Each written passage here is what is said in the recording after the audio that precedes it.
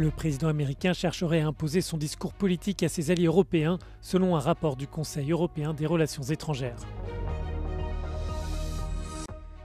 Les autorités moldaves ont arrêté des dizaines de personnes dans le cadre d'une enquête sur un complot soutenu par Moscou. Celui-ci visait à déstabiliser le pays avant des élections cruciales.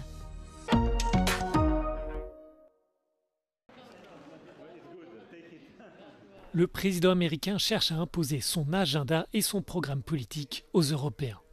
C'est ce qui ressort d'un rapport publié aujourd'hui par le Conseil européen des relations étrangères. Les tensions commerciales, la défense militaire du vieux continent ou encore le soutien de la Maison-Blanche à des formations d'extrême droite sont autant d'éléments qui poussent les dirigeants de l'Union à réagir plutôt que de fixer eux-mêmes leur propre agenda. Pour l'auteur du rapport, c'est un aveu de faiblesse des 27. I think that, of course, it's European leaders, governments, institutions who have given plenty of room to be humiliated, whether it concerns the tariff war with the US or the NATO summit and the question of boosting spending on defense, or the way in which European leaders are treated in peace negotiations concerning Ukraine, where they basically need to knock on the door so that anyone listens to them. Otherwise, they are not in the room. Le sentiment européen reste fort malgré les coups politiques portés par le président américain Donald Trump. Selon les dernières données, la confiance des citoyens dans le projet commun est au plus haut depuis 2007 et les attentes ont aussi évolué. In many places where people used to consider EU mostly as an economic being, as a trading bloc, as a market, they started realizing that Europe has an important role in terms of geopolitics, relations with other global powers, but also in terms of a defense of democratic values that are in danger both externally and internally in Europe. Selon l'auteur du rapport, Donald Trump dispose de relais en Europe. Les dirigeants hongrois, italiens et slovaques ne cachent pas leur proximité idéologique, voire personnelle, avec le président américain.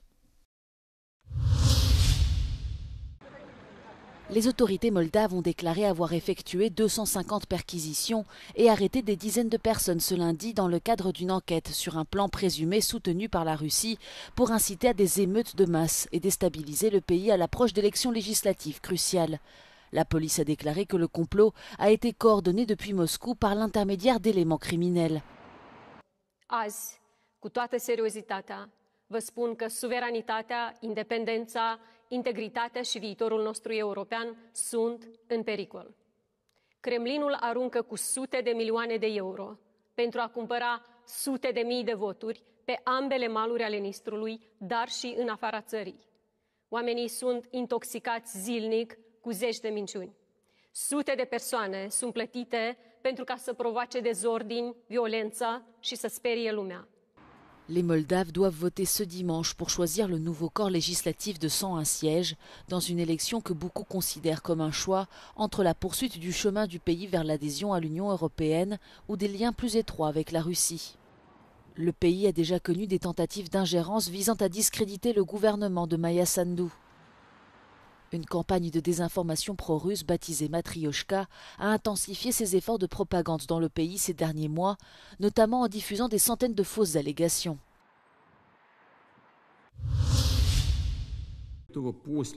Le président russe Vladimir Poutine a annoncé ce lundi que Moscou continuerait de respecter pendant une année supplémentaire les limites sur les armes nucléaires fixées par le traité New Start avec les États-Unis.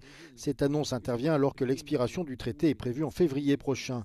Il a souligné que ces décisions visaient à maintenir la stabilité stratégique et a déclaré aux membres de son Conseil de sécurité que Moscou attendait des États-Unis qu'ils suivent l'exemple de la Russie et respectent les limites du traité. L'accord New Start, signé en avril 2010 par les présidents Barack Obama et Dmitri Medvedev, limite chaque pays à 150 ogives nucléaires déployées et à 700 missiles et bombardiers. Les inspections sur site prévues par l'accord sont en sommeil depuis 2020. En février 2023, Vladimir Poutine a même suspendu la participation de Moscou au traité, mais n'a pas voulu se retirer complètement du pacte. Ensemble, les États-Unis et la Russie détiennent environ 90% de l'arsenal nucléaire mondial. L'avenir du nouveau traité START revêt une importance accrue à l'heure où l'invasion massive de l'Ukraine par la Russie a rapproché les deux pays d'une confrontation directe. It's the largest protest ever organized by Italy's trade unions held in support of civilians in Gaza and the international humanitarian mission, the Global Summit Flotilla, which is attempting to deliver aid to war-torn Gaza. Strikes were called last week and are expected to disrupt both the private and public sectors. Maritime transport, logistics, education are all expected to be affected by the general strike. When it comes to the railway network, the strike is due to continue until late on Monday, with local transport being affected in several cities. This is one of the main protests that is being held here in Rome, where over 100,000 people have joined the rally, mainly students, trade unions and pro-Palestine groups. Now, they are demanding that the Italian government cut diplomatic ties with Israel, impose sanctions, and that Italy's Prime Minister take a firm stance against Israel's military operation in Gaza. And Italy's opposition party is also calling for the recognition of the state of Palestine. Giorgio Orlandi for Euronews in Rome. Dans son discours historique sur l'état de l'Union européenne, la présidente de la Commission européenne, Ursula von der Leyen, a décidé de relancer un vieux débat. Faut-il mettre fin au droit de veto des États membres? I believe that we need to move to qualified majorities in some areas, for example in foreign policy. It is time to break free from the shackles of unanimity. Aujourd'hui, chaque État membre peut opposer son veto aux décisions européennes concernant les affaires étrangères, l'élargissement ou le budget par exemple. Et c'est ce qui complique notamment l'adoption de sanctions envers la Russie et Israël. Au sein de l'UE, ce sujet est un serpent de mer, alors pourquoi Ursula von der Leyen a-t-elle décidé d'en parler à nouveau aujourd'hui? I think she put it at the end of her speech to signal that she wants to push against those member states who use these tactical vetoes, in particular Hungary, but there's no strong push behind it. The reason for that is that to get from unanimity to qualified majority, you first need unanimity itself. Cette règle de l'unanimité est inscrite dans les traités pour protéger la souveraineté des États membres, en particulier les plus petits, qui y voient un moyen de peser dans les discussions.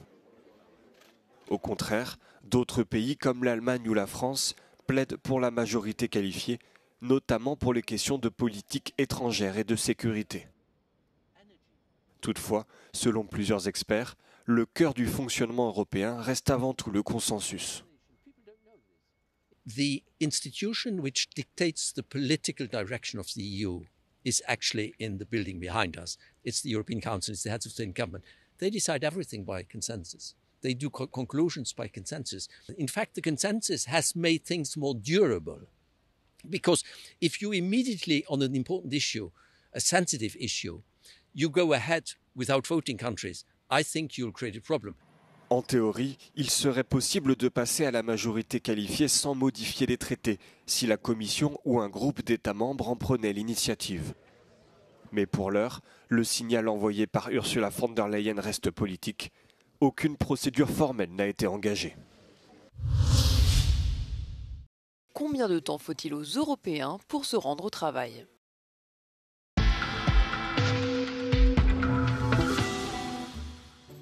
Pour la plupart des Européens, le trajet domicile-travail équivaut à un emploi à temps partiel supplémentaire par semaine, soit environ 48 minutes par jour. Les Belges sont ceux qui passent le plus de temps sur la route, soit 57 minutes par jour. Viennent ensuite les Suédois et les Néerlandais avec respectivement 54 et 52 minutes. À l'opposé, le trajet quotidien des Slovènes est de 40 minutes par jour. Qu'en est-il de la distance ? Là encore, la Belgique et les Pays-Bas arrivent en tête. Les travailleurs néerlandais parcourent environ 40 km par jour et les Belges 37. C'est en Serbie que les trajets sont les plus courts, avec moins de 20 km par jour. La voiture reste le moyen de transport le plus utilisé avec 59% de conducteurs. En Italie, le chiffre est bien plus élevé, 75% des employés se rendent au travail en voiture. Les transports publics, y compris les métros, les trains, les taxis et les navettes d'entreprise, sont utilisés par 27% des Européens, un chiffre qui atteint même 30% en Norvège. Les Roumains et les Serbes sont respectivement 16% et 24% à privilégier la marche. L'entreprise technologique Oracle contrôlera bientôt l'algorithme de TikTok aux États-Unis afin d'éviter une interdiction nationale de l'application. Dans le cadre d'un accord en cours de finalisation, le géant américain des bases de données recevra une copie de l'algorithme de recommandation de contenu, actuellement détenu par la société chinoise ByteDance. Le conseil d'administration de la filiale américaine de TikTok passera également sous contrôle des États-Unis. TikTok will be owned by a majority of American investors and controlled by a board of directors with extensive national security and cybersecurity credentials. In partnership with the U.S. government, Oracle will serve as TikTok's trusted security provider, and they will independently monitor the safety and data security of all U.S. user data on TikTok's platform. Americans' data will be stored securely in the United States without access from China. Avant de quitter ses fonctions, l'ancien président Joe Biden a signé une loi obligeant ByteDance à vendre les activités de TikTok aux États-Unis sous peine d'interdiction totale. Depuis son retour à la Maison-Blanche, Donald Trump a repoussé à plusieurs reprises la date limite alors que les négociations se poursuivaient. La liste complète des investisseurs n'est pas encore connue, mais Donald Trump a déclaré ce week-end que plusieurs milliardaires américains en feraient partie. Parmi eux, le PDG d'Oracle Larry Ellison, le magnat des médias Rupert Murdoch ainsi que le PDG de l'entreprise Dell.